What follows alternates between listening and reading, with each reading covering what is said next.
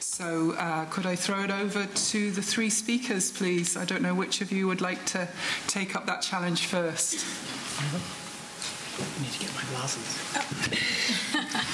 Okay.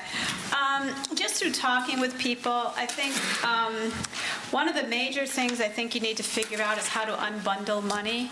You know, as people begin to transition out of the structures that you have right now, I've heard a lot of people say the money's attached to the program, to the structure, not to people. You know, so there are ways that you can figure out on how to transfer, reconfigure that money. If you're not going to fill the vacancy, it seems like that money should be able to be transferred out, you know, in some other way.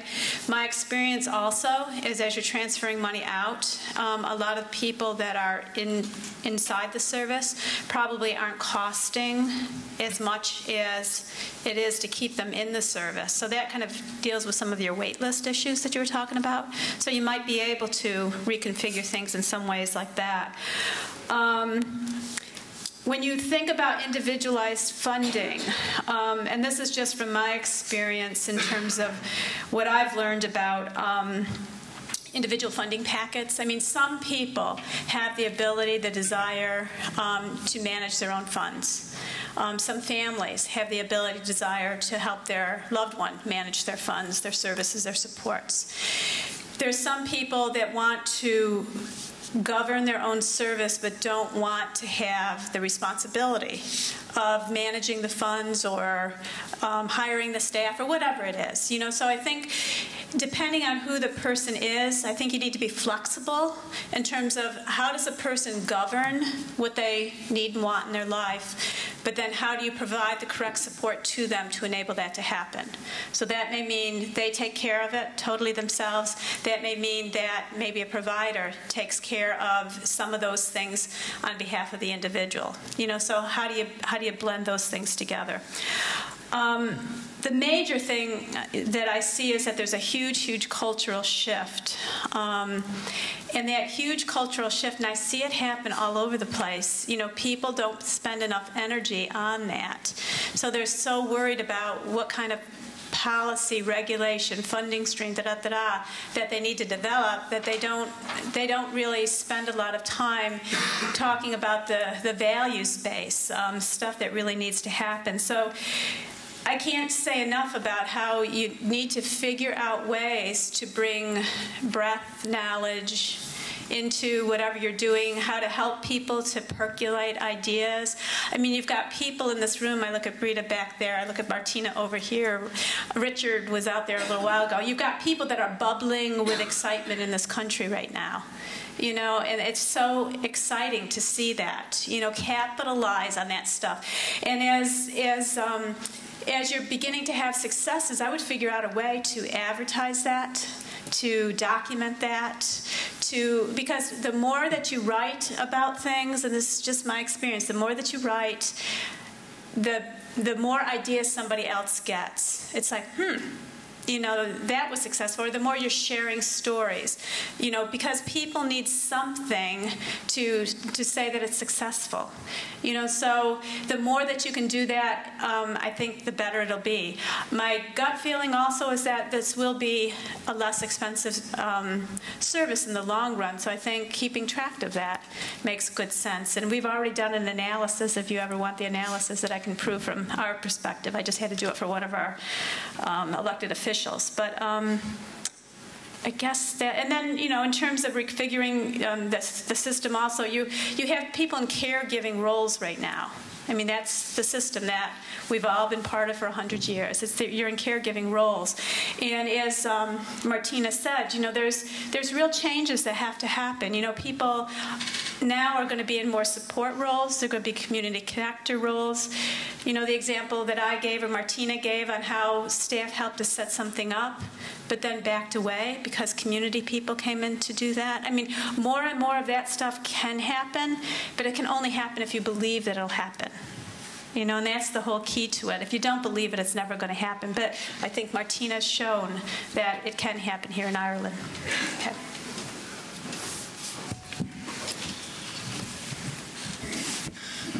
being a very type A person, I usually need more than 5 minutes to figure out what I'm going to say, so I'm going to wing it, if you will bear with me. I have actually jotted a few notes. So I've sort of been thinking about what you have. I mean, you have this wonderful opportunity. Somebody has opened an incredible door for you to walk through and create a better future for folks in your country. There are many jurisdictions in the world where that is not a possibility currently, and it's not happening. So you should just be cognizant of that all the time. You have a wonderful opportunity. And as I've listened to people, as I've met people, had conversations, I'm struck by the leadership, the passion, the capacity that people in this room, and if people in this room are representative of folks in your country, you have tremendous capacity here to create something successful and quite different going forward. So I think that's a major asset, or a set of assets that you have to work with going forward. I guess just some thoughts I have in terms of things that you might want to keep in mind as you go forward. Remember, today and yesterday I said that services should be a means to an end when needed. Please try to keep that in mind. Services are not the prize. Better services are not necessarily the prize here. A life in community, contribution, citizenship, and belonging, those are the prizes. And there are many and varied ways to achieve that outside of services. So please remember that. And I guess it's been mentioned a number of times, but because I was hired by families, because I knew nothing about disability, I learned that investments in individuals and families are primary, and your funding body and the voluntary sector would be wise to find ways to invest in capacity building. That will be a major asset going forward as well, because innovation typically will come from individuals and families at the community level. Providers, yes, and government would be last in the queue in terms of where innovation is going to come from. I don't mean to be dismissive, but I think investing in that leadership capacity with individuals and families will pay dividends along the way. Process. When I was younger, I was, obviously much more sure of myself than I am today, and I didn't really do process very well. But I've come to realize that you're playing for a big prize here, and there are, I'm betting dollars to donuts, let me put it that way, that there are a variety of opinions and emotions and thoughts and ideas around the transformation process that you're about to engage in. And I think it would serve you all well if you can figure out a way to have a process that really thinks through what the implementation plan is going to be. Yes, there are some caveats or things that are not negotiable along the way. You know where you want to go, personalization, individualization, individualized funding, those sorts of things are what you want, and they should not be up for grabs. But in BC at least, it was very time well spent that we spent a couple of years actually designing the new system, and we did that in partnership with other people. I think there's something to be learned from, trying to work together to achieve that. In terms of, I guess, scaling things up and phasing things in, that will be your choice. But please don't do what we did in BC, which was in the lead up to the proclamation of Community Living British Columbia on July 1, 2005, we led people to believe that Nirvana was just a day around the corner, and that money would be falling from trees, and wonderful lives would be just happening immediately. We ramped up. This is Michael Kendrick actually said this to the board of directors at the time. He said, "You're ramping up expectations as you begin to launch Community Living British Columbia. You should be, ramping expectations down." And I'm not meaning to, rain on your parade, but be careful in terms of what you promise or what you imply is going to be achieved within a relatively short period of time. I just don't think that's a good thing to do. And at the risk of being totally sacrilegious and maybe being evicted out of the country, I will say that there's been a lot of talk about individualized funding, and I will go to my grave being a fierce proponent for individualized funding, but I do want to say that there is no place on the planet Earth that I'm aware of where there's a pure market-driven economy. Even in the U.S. that claims itself as the last bastion of capitalism on the planet, they don't have a market economy. They have a supply and demand-driven approach to all kinds of service provision, not just including disability supports and services. And I suspect that it may serve you well to think about the kinds of investments you can make on the supply side with service providers, at the same time enabling individuals and families to be real consumers in the marketplace. So in other words, try to think of a blended approach, because I think that is a reflection of how life works and how it is, I just think that's how things work, and certainly in Canada and North America, that's, I think, where public policy is headed. And the last thing I'll say in terms of your design considerations, try to make sure that as many elements of your system are aligned as possible. So outcomes and inputs and outputs and all of those things, they really should be aligned as much as possible, because if they're not, you will not have a functional system. So that's just a personal perspective, but in my travels around the world, that's what I have witnessed as a result of change initiatives. And I guess the last thing I'll say, for those of you who aren't a person with a disability or a family member, so you're professionals like me, or people that have some role or function within the system, and take this in the humorous way that it's intended.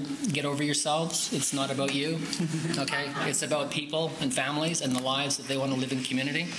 So when you think about your role, when you think about your contribution to the cause, your role is to facilitate, to enable, to create opportunities and space at the community level to let people get on and have a life.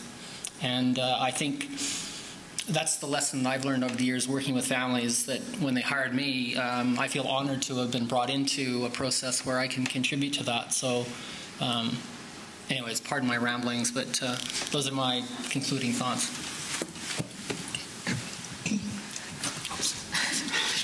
We're in control, really. Okay, well, a lot of the points probably have been said already, but I think, we do have an advantage in the sense that we are a late mover to this personalisation agenda or direct payments agenda, because we can learn from the UK and we can learn from the US. So I think we really do need to do that. And I suppose this has already been thought about by the NDA, and they are really looking at the systems in terms of the RAS system and the SIS system. And that work is going to be completed before the end of 2012. And that will be a key piece of work in terms of informing us around what system will work for the Irish context. So I think that's a positive. I suppose the other positive is there is a lot of money in the system. Now, the challenge is, how do we get the money out of the system? But at least the money is in the system. We'd be in a worse situation if the money wasn't in the system, because we're not going to get new money. We just have to figure out how we're going to get the money out and used in a better and more effective way for creating real lives for people. And I suppose we really have to think about how we're going to do that. But it's no more than the situation of not filling the vacant bed in the group home. I think funders, particularly HSE, and I don't know if this is possible, but they're going to have to be a little more strategic and values-led in terms of where they provide funding to in terms of organisations. And they're going to have to look at the organisations' capabilities and capacities to do things differently and to do things innovatively and to produce better results for people. Because I think, that's the way to make service providers sit up and listen if their future is questioned in terms of how they're doing things. So I think that's something that the funders should really be looking into. The other thing, I suppose, in terms of direct payments or self-funded, whatever it looks like, obviously some people have the capability, either because they have maybe small businesses or whatever it is, that they can actually take on the whole thing of the direct payments and be the employer and all the rest of it. But from my experience in Australia, self-managed funds, or whatever you want to call it, it was really a continuum of A to Z. Some families wanted to do absolutely everything and were able to do absolutely everything. Other families didn't have the capability of doing the administration and all that, and therefore they didn't have to, because there was a broker system to do that. But I think a broker system is good, but I would really, I suppose, think about what the role of that broker is going to be. Is it only going to be about finances and making sure the financial returns are done, or is it going to be bigger than that? I personally would think it needs to be a lot bigger than that. It really needs to look at planning for people and building the capacity around the individual and around the family and around the community. If it's just about administration, an accountant can do that. You know what I mean? It's bigger than administration.